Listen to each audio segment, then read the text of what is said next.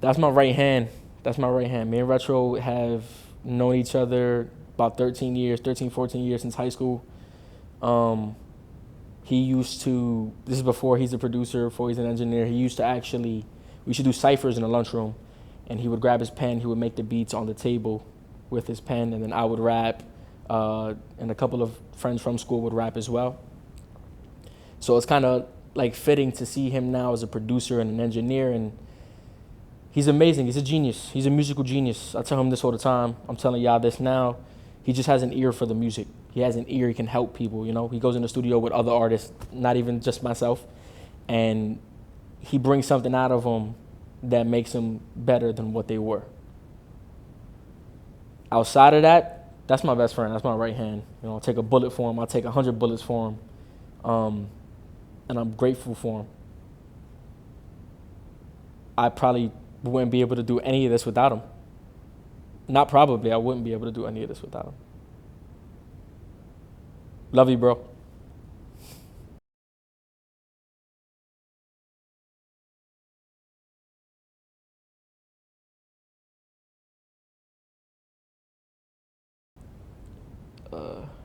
Yeah, absolutely.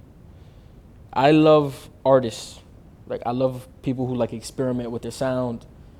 Um, One thing that irks me is like monotone people. Like they just do one thing every time out. And I can sense that I have a really good ear. I think Retro has a really good ear as well. Like we hear talent in people, we hear potential in people.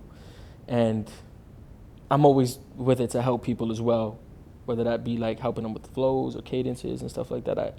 I like to think I have a good musical ear. I'm not gonna toot my own horn. I just, believe I have a good musical ear.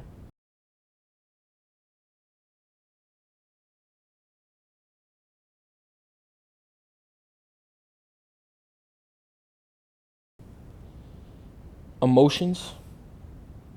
I don't really talk a lot about what I'm feeling, and so I'll take what I'm feeling and I'll use that as like the outlet. You know, I just feel like people have their own stress. They got their own things they're going through, and obviously I have my things that I'm going through, and I don't like to burden them with that. Like, I don't like to feel like I'm burdening somebody with what I'm feeling. So I kind of just keep it to myself, and then I'll go about my day and I'll write about it. Great music comes from it. I don't think it's always the best thing or the best choice, but it's been working for me so far.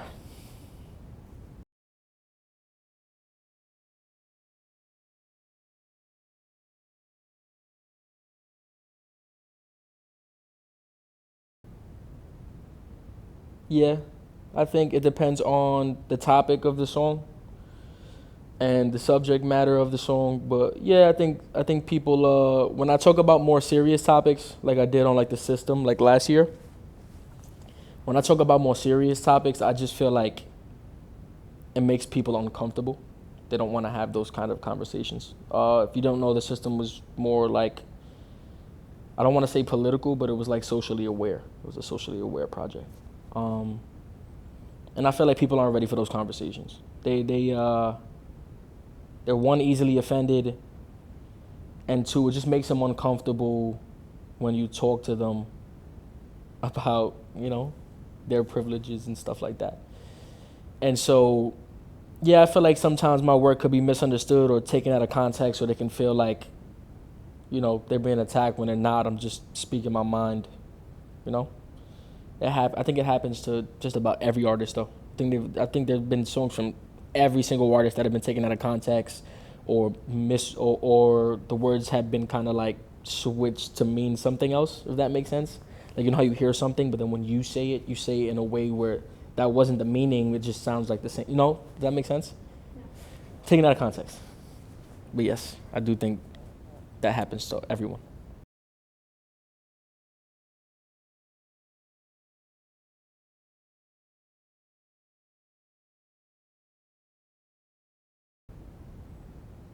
Yes, especially when I release my more personal stuff, that is me. Um, the topics that I touch and things that I've been through, like, they're there if you listen. I don't think everybody listens. I think people just kind of skim. But I always give you me, something I've went through, something I'm going through, or something I'm feeling in that moment in those songs. Like, that's always gonna happen. I feel like that's where the best music comes from.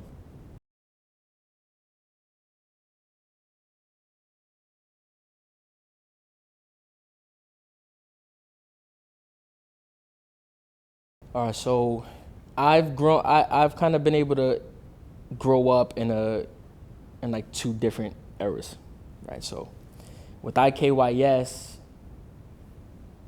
or let's take a step back before we even mention IKYS.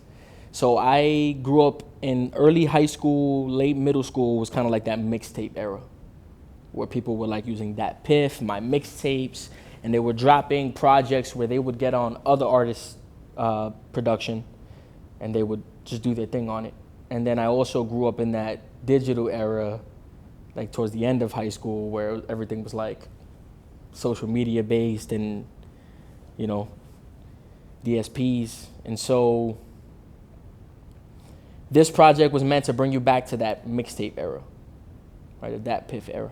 So IKYS is me getting on, IKYS stands for I Killed Your Shit, and it's me getting on other artist projects and giving you Zay Greedo, you know, the best possible Zay Greedo. It's also inspired by my love for horror movies. This is just off topic, but I love the horror movie genre. It's my favorite genre of movies. And so the theme and the branding of the project, even the cover, was kind of like me as like this serial killer. Like, I killed your shit. That was the overall, like, overarching like theme of the project. So we dropped it on Halloween, and we dropped it with that teaser as me as this serial killer that is bodying everybody's songs.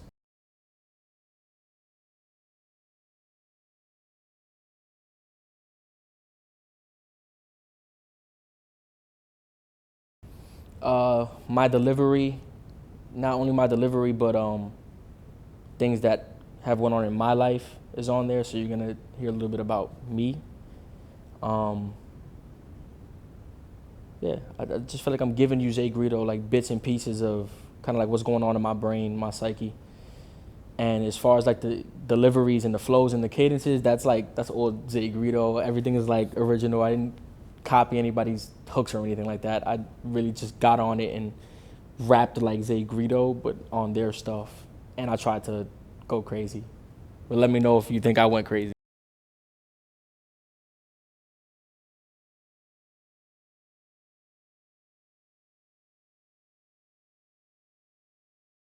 I was kind of opening up.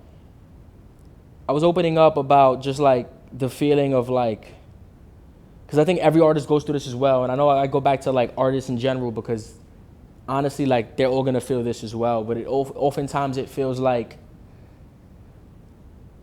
the people closest to you don't support you as much as they should, if that makes sense. Like your friends and people you've grown up with don't believe in you as much as you would think that they would, right? So, I mean, certain songs I'm talking about that and that feeling of like yeah, like you're supposed to be my friend, but like you don't support me like a real friend should support their friend who's trying to make it in this music.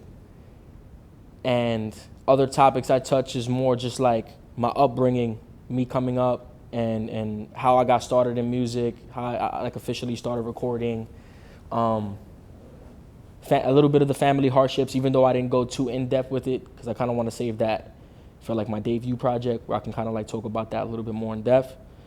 But I also talk about, you know, those people that are they kind of like tell you like keep going, but then they like never, they're in positions to be able to aid you or help you or you know, give you a little bit of guidance, and they don't, but they'll tell you to keep going, keep doing what you're doing.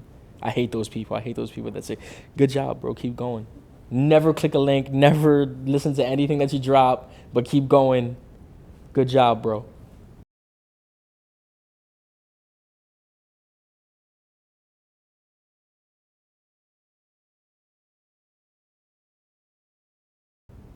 Support is everything. I don't even like to call people fans.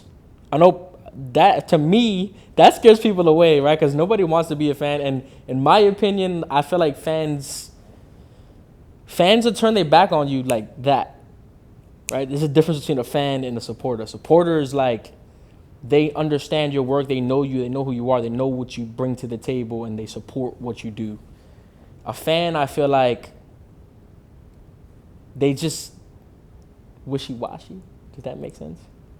I feel like they rock with you, but as soon as shit hit the fan or shit doesn't go as planned, they're on to the next person to be a fan of. Whereas the supporter's always going to support you, they're always going to rock with you, they're always going to say, yo, Zay Greedo's nice, this is my boy, like, his project is amazing, like, you know, so supporters, not fans. I want supporters, not fans. I love support.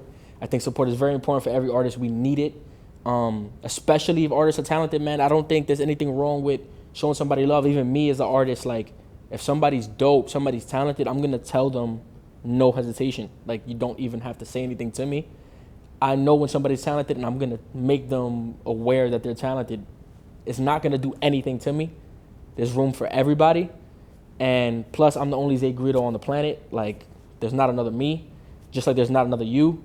So I feel like, don't be afraid to support. Even as an artist, don't be afraid to support somebody or tell somebody that they're doing a great job and that they're amazingly talented. And listen to their music, man. Come on. Come on, man.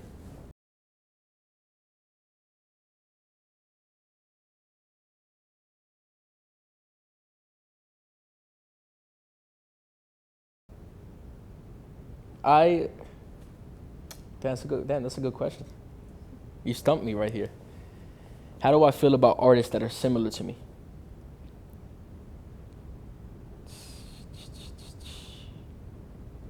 Damn, that's a good question. How do I feel about? I'm grateful for them.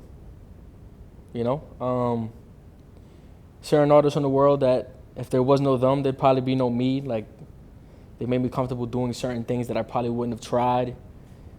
So, like, I'm always grateful because I feel like we're constantly analyzing and gathering information, and we don't realize it, but we're taking inspiration from all of these different places. Even if they're like minuscule pieces of an artist that you like, you're constantly gathering that data, right? Because I always talk about, like, and I don't mean to be a nerd, but the infinity gauntlet of music for me and like rap and like what people bring to the table. And I really love Kendrick Lamar, his complexity, like just the way he delivers things, how complex and deep and all the layers he has with his music. Jay-Z's adaptability, you know, you guys already know this already, but Jay-Z's been around for fucking ever and has been able to adapt as music has changed and shifted. And I think that's extremely impressive. Nobody has been able to do that except Jay, and that's why he is where he is right now. I like J. Cole's simplicity. So I like how what you see is what you get, right? There's like he's straight to the point. Like you didn't hear it wrong. Exactly what he said is what you're gonna get. I love that. I think that's important too. And that's not even a knock. I think simplicity is like a good thing because some people like to hear things and be like they know what it means when they hear it, you know. So don't take that as an insult. That's not an insult. That's actually a really good thing to me. Then the emotional vulnerability of Drake, right? He came in this game and he showed like rappers that everything doesn't have to be all street shit or all like,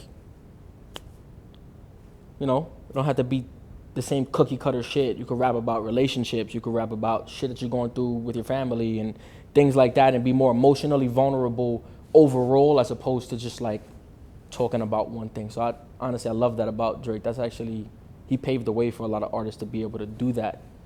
And then Kanye West, his creativity, I think is obviously second to none.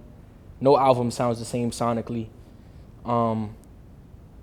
He pushes himself every time to experiment.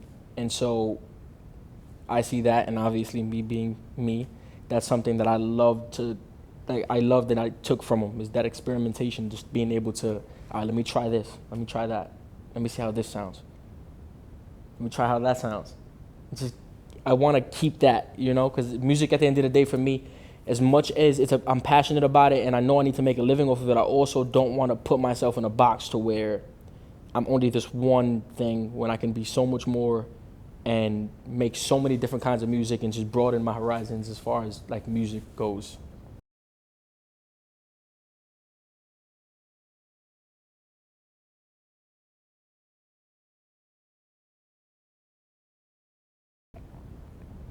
Yeah, I feel like these days I'm writing more from the soul and the heart and less from the mind, and just kind of like going with what I'm feeling in the time in the moment, you know.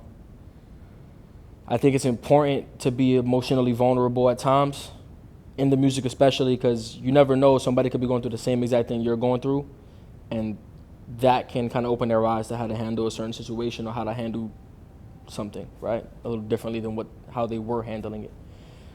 So emotional vulnerability, that comes with relatability, like being able to relate to somebody. And so me being emotionally vulnerable relates more with everybody else, because now they see, all right, this guy's not just this untouchable artist or rapper or whatever you want to call me. He's actually going through shit himself, and I feel that because I went through something like that, and even if you haven't, you at least get an idea. Maybe somebody you know is going through something like that. So I think it's important to be emotionally vulnerable, especially in the music, if anything at all.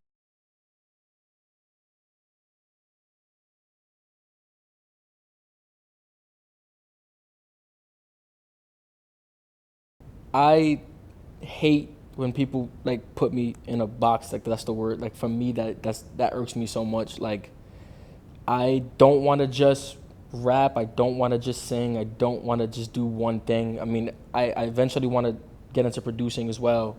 I eventually want to, I just always like to expand. We should always constantly be looking to grow in any way that we can.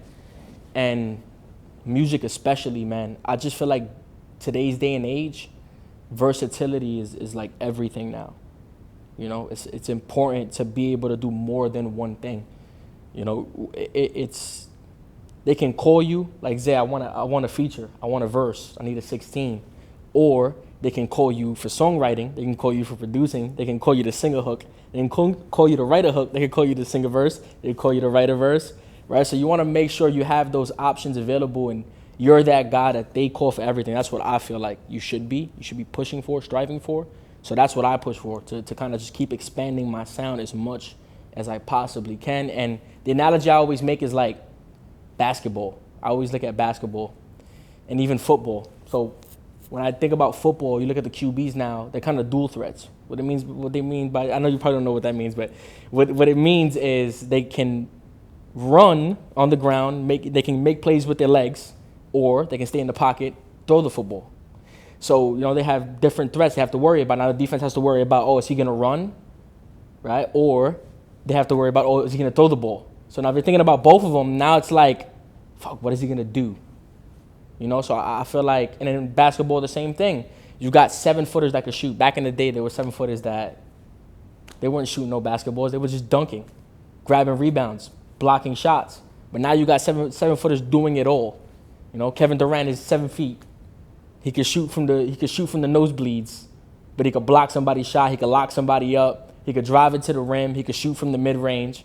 So I think like it's important to be versatile in what you do, and this is across the board. This isn't just music. It isn't exclusive to just music. This is everything you do. You want to expand as much as you possibly can.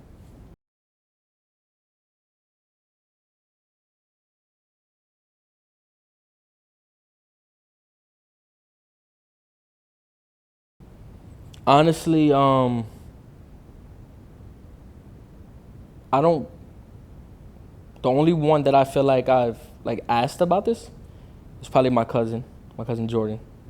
Well, you heard the song "City of Jordan." It was about my cousin and his situation. Don't want to talk too much about that right now, but he was okay with it. He loved it. He thought it was cool, like how I kind of brought that story to life. But I ask for permission. So I'll ask them like beforehand, like, yo, are you okay with me doing this? The only time I don't feel like I'll ask for permission is when somebody's wrong, I know they're wrong, and I know they're not going to give me permission. Does that make sense?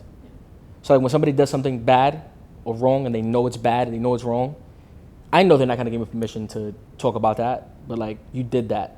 Yeah. You did that to my family. And so like, I have the right to talk about that because we had to suffer for that. So that I don't ask for permission. That's directly affecting me and me as a person, how I came up, my parents. So I don't give a fuck. I don't owe nobody an apology for that. But as far as like situations like my cousin Jordan, where he went through that, of course I'll ask for permission. I even spoke to his mom about it beforehand. But I got the green light. They loved it, so we're good.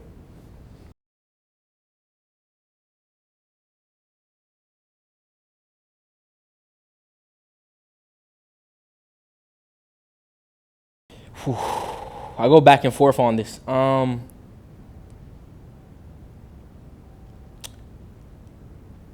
It's gotta be between, horrible bosses or self-reflection. Like those are like the top three. It's so hard for me I go back and forth on which ones I like the most. Was me more vulnerable. It's probably the most vulnerable on the project, I think. Basically talking about a lot of what we've been talking about and discussing here, about feeling like I'm doing it all for my son, and it kind of like feels like people wish me bad. So like I said it in the song, like I said, how could people wish you bad knowing you're just trying to be, the best dad for Noah, and you're trying to make something happen with that. I also spoke about my peers a little bit,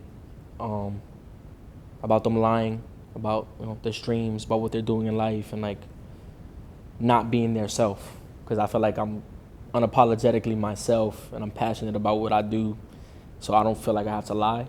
So I really like I think is actually edging everything. When I'm talking, the more I'm talking about it, the more I'm feeling over everything else. I also mentioned my grandmother, which I always wear her bracelet, got her name here. She always told me to keep making music. So I kind of mentioned her at the end there, which I got a little bit emotional about, even when I was recording it. But so long story short, my grandmother knew I was in the choir. Abuelita, she knew I was in the choir. She loved that I was singing. I got away from it, dealt with some stuff, and I told you in elementary school where I kind of shied away from singing, didn't want to do it anymore, and I kind of stopped. But my grandmother would always tell me, you still singing? Keep singing, keep singing. She would tell me in Spanish, keep singing, keep singing, keep singing. And if it wasn't for her on top of Noah, like, I don't think I would be making music. Serious note. Because when she passed away, like, I had got right back into it like 2 months later. So I always wear this because she's with me everywhere.